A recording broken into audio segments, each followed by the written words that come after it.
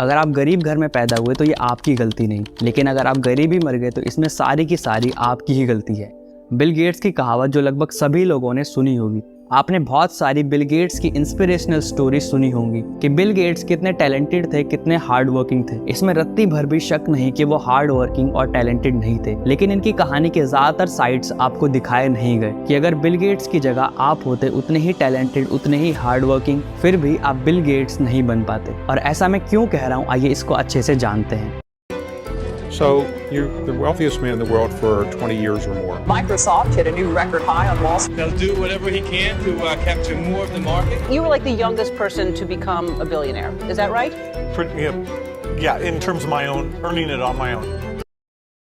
Bill Gates का जन्म 28 अक्टूबर 1955 में वॉशिंगटन के सिएटल में हुआ था। बचपन से ही किताबों में रुचि रखने वाले बिल गेट्स के हाथ एक दिन कंप्यूटर लग जाता है, और ये कंप्यूटर आज के जमाने वाला नहीं बल्कि आज से कई दशक पहले का computer, teletype model 33 ASR terminal, जो 1961 में रे टॉमलिंसन द्वारा बनाया गया था। लेकिन इस कंप्यूटर को देखने के बाद बिल गेट्स बहुत क्यूरियस हो जाते हैं इस कंप्यूटर को जानने के लिए, और बस यहीं से बिल की कंप्यूटर के साथ जर्नी स्टार्ट होती है। बिल घंटों इस कंप्यूटर को जानने में बिताते हैं। अपना पहला प्रोग्राम वो इसी कंप्यूटर पर लिखते हैं, और जब बिल 12 साल के होते हैं तब तक वो सिएटल के लेक साइड स्कूल में जाने लगते हैं। स्कूल में इनकी मुलाकात इन्हीं की तरह इंटरेस्ट रखने वाले लोगों से होती है। केंट इवंस जो बिल गेट्स के पहले बेस्ट फ्रेंड, और पॉल एलन जो आगे चलकर इनके बिजनेस पार्टनर बने, और रिक वायलन, इन चारों ने मिलकर एक ग्रुप बनाया जो खाली टाइम में ये ढूंढता था कि हम कंप्यूटर कैसे और कहां से चला सकते हैं। थोड़ा ढूंढने के बाद इन्हें एक कंपनी मिली, कंप्यूटर सेंटर कॉर्पोरेशन नाम से। ये कंपनी लोगों को रेंट पर कंप्यूटर देने का काम करती थी, और जब इन बच्चों ने वहां जाकर मालूम किया तो इन्हें पता चला कि ये कंप्यूटर हम तभी चला सकते हैं जब हमारी जेब में हर घंटे के हिसाब से $40 हो। तो इन चारों ने कुछ टाइम बाद वहां जाना चालू किया। अब याद कीजिए, मैंने स्टार्टिंग में कुछ कहा था कि अगर आप बिल गेट्स जितने ही टैलेंटेड होते तो भी आप इनकी जगह नहीं होते। ऐसा इसीलिए दोस्तों क्योंकि $40 हर घंटे एक बहुत बड़ा नंबर है, और ये बात 1970s की हो रही है। अगर हम इसको आज के हिसाब से अपनी करेंसी में जोड़ें तो ये करीबन 3276 रुपए बैठता है, और वो भी 1970s में हर घंटे का। इसका सीधा मतलब है कि बिल गेट्स जिस फैमिली से बिलोंग करते थे वो अच्छी खासी अमीर फैमिली थी।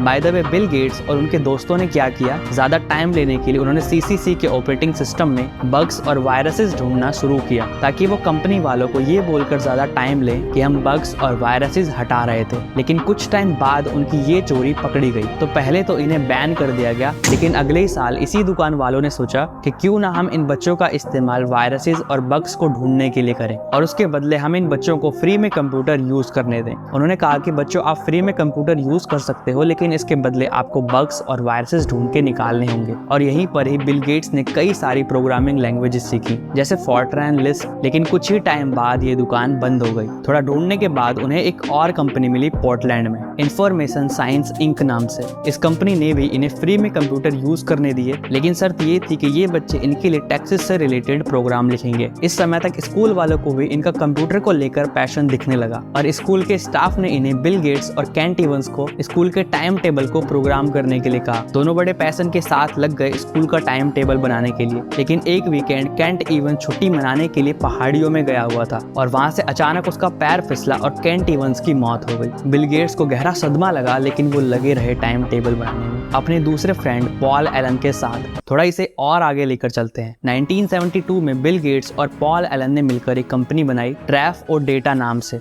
उनका सोचना था क्यों ना ऐसा प्रोग्राम बनाया जाए जिससे ट्रैफिक को कंट्रोल किया जा सके। काफी मेहनत करी इन्होंने, लेकिन ये चीज इनकी इतनी ज्यादा नहीं चली। साल 1973 में बिल गेट्स स्कूल से पास आउट हुए और SAT का एग्जाम लिखा, जिसमें उनके 1590 नंबर आए 1600 में से। इसी के बिहाफ पर उनका एडमिशन हार्वर्ड में हो जाता है। पॉल एलन जो कि उम्र में बिल गेट्स से बड़े थे, उन्होंने कॉलेज की क्लासेस से बोर होकर डिसाइड किया कि अब वो थ्योरेटिकल नॉलेज लेने की बजाय प्रैक्टिकल नॉलेज पर फोकस करेंगे। उन्होंने हनीवेल कॉर्पोरेशन में काम करना स्टार्ट कर दिया, और उन्होंने बिल को भी कहा कि आ जाओ यहाँ साथ में काम करते हैं। और 1974 में दोनों हनीवेल के लिए काम करने लगे।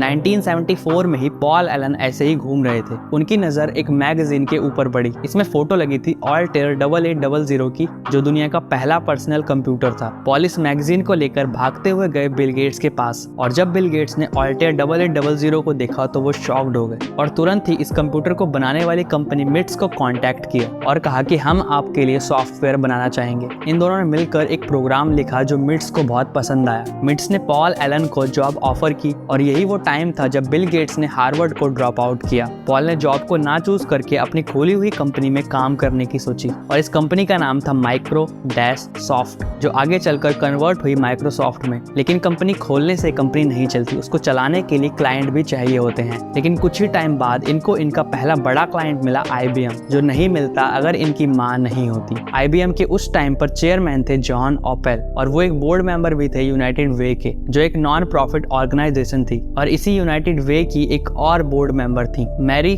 मैक्सवेल गेट्स, जो कि बिल गेट्स की मम्मी थी। उन्होंने IBM से बात करी माइक्रोसॉफ्ट को एक चांस देने के लिए। तीसरा पॉइंट, अगर बिल गेट्स लड़के की जगह लड़की होते तो इनका दुनिया का सबसे अमीर आदमी बनना पॉसिबल ही नहीं हो पाता, क्योंकि 1960 में USA के अंदर बहुत हद तक जेंडर डिस्क्रिमिनेशन देखने को मिलता था और औरतों के पास इतनी भी आजादी नहीं थी कि वो क्रेडिट कार्ड ले सकें। और इतना ही नहीं, लड़कियों को लाइब्रेरी तक जाने की अनुमति नहीं थी और उस टाइम पर 4:1 चलता था। इसका मतलब एक लड़की को लड़के से 4 गुना ज्यादा बुद्धिमान होना पड़ेगा तब जाके वो आगे कुछ कर सकती है। फोर्थ पॉइंट है, बिल गेट्स का स्किन कलर अगर ब्लैक होता तो भी उनके लिए दुनिया का रिचेस्ट इंसान बन पाना संभव नहीं होता, क्योंकि 1964 से पहले ब्लैक लोगों को ना स्कूल्स में, ना चर्च में, ना सिनेमा हॉल्स में और ना ही रेस्टोरेंट्स में जाना अलाउ था और बस में भी उनको एक कॉर्नर में बिठाया जाता था। फिफ्थ पॉइंट है, बिल गेट्स का जन्म अगर किसी और शहर में हुआ होता तो भी वो आज रिचेस्ट लोगों की लिस्ट में नहीं होते। बिल और पॉल एक बहुत ही डेवलप्ड कंट्री की एक बहुत ही डेवलप्ड सिटी में रहते थे, जहां पर कंप्यूटर 1960s में ही पहुंच गया था। और अगर बिल का जन्म इंडिया में होता तो उन्हें 1985 तक कंप्यूटर देखने को भी नहीं मिलता, यानी कि वो इंडिया में 30 साल की उम्र तक कंप्यूटर देख ही नहीं पाते। सिक्स्थ पॉइंट है, बिल और पॉल जिस स्कूल में पढ़ते थे वो दुनिया का पहला या दूसरा स्कूल था जहां पर कंप्यूटर्स अवेलेबल थे। सातवां पॉइंट है, बिल और पॉल एक अच्छी खासी फैमिली से बिलोंग करते थे। उनकी फैमिली में पैसों की बिल्कुल भी कमी नहीं थी और ये कहना गलत नहीं होगा कि अगर इन दोनों ने माइक्रोसॉफ्ट नहीं बनाई होती फिर भी ये लोग अच्छी खासी जिंदगी जी रहे होते। बाय द वे, अच्छा बैकग्राउंड होने की वजह से ही ये कॉलेज ड्रॉप आउट कर पाए, और वो भी ऐसा कॉलेज जो दुनिया में नंबर 1 पे आता है। तो अगर बिल गेट्स जैसा कोई सेम टैलेंट वाला उतना ही हार्ड वर्किंग होता तो भी इसके चांसेस बिल्कुल नहीं थे कि वो दुनिया का सबसे अमीर इंसान बन पाता, क्योंकि सिर्फ मोटिवेशन से काम नहीं चलता, आपके सर्कमस्टांसेस बहुत मैटर करते हैं। सिर्फ ये कहना कि वो इंसान है, मैं भी इंसान हूँ, कर लूंगा, ये कहने से काम नहीं चलता। अगर आपको कोई फेक गुरु बोले कि तेरे भी 2 हाथ है, मेरे भी 2 हाथ है, मैं कर सकता हूँ तो तू क्यों नहीं, उसकी बातें सुनने के बाद अपने सर्कमस्टांसेस देखना, उसके बाद ही कोई डिसीजन लेना। आई होप ये वीडियो आपको पसंद आई होगी और जो मैं समझाना चाहता था वो मैंने आपको सही से समझाया होगा।